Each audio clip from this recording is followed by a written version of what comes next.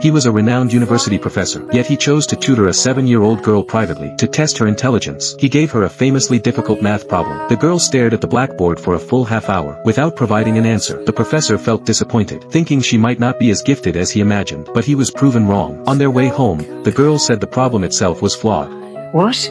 You forgot the negative sign on the exponent. It went downhill from there. Maybe this school isn't as great as you think it is. Her grandmother was astonished to hear this. She decided to challenge the problem again with the girl. This time, the girl first added the necessary symbols to the problem, then turned to the professor with a questioning look. The professor nodded in approval. Then she began solving it. Every step was rigorous and thorough. When the entire solution filled the blackboard, she had indeed found the correct answer. Faced with such undeniable ability, the professor could only smile wryly at his earlier doubts. But age 7 was clearly too young for university. Jenny would have to progress step by step. On her very first day of school, Jenny caused quite a stir. When the teacher casually asked what 3 plus 3 equaled, Jenny immediately questioned the problem. 3 plus 3? Really? I beg your pardon? What kind of school is this anyway? But everyone knows it's 6. Faced with Jenny's public challenge, the teacher decided to give her harder problems to humble her. What is 9 plus 8? But Jenny answered instantly. 17. That's good.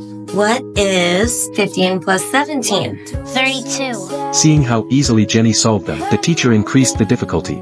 All right then. Well, what is 57 plus 135? 192. The teacher's mental calculation confirmed she was right, but to save face after being bested by a first grader, the teacher gave a problem far beyond the curriculum. What?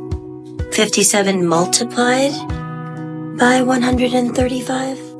This time Jenny sighed softly, thinking she was finally stumped, but Jenny simply felt the teacher only asked boring questions. Just as the teacher thought Jenny couldn't answer, she suddenly spoke up. 7,695. Hearing this answer, the teacher immediately checked with a calculator. Without doubt, Jenny's answer was completely correct. The teacher realized she might truly be a genius. To further verify Jenny's abilities, during the next math test, the teacher gave Jenny a high school level functions exam. The problems were far beyond her grade level, yet this posed no challenge to Jenny. As her pencil moved, she completed the test with remarkable speed.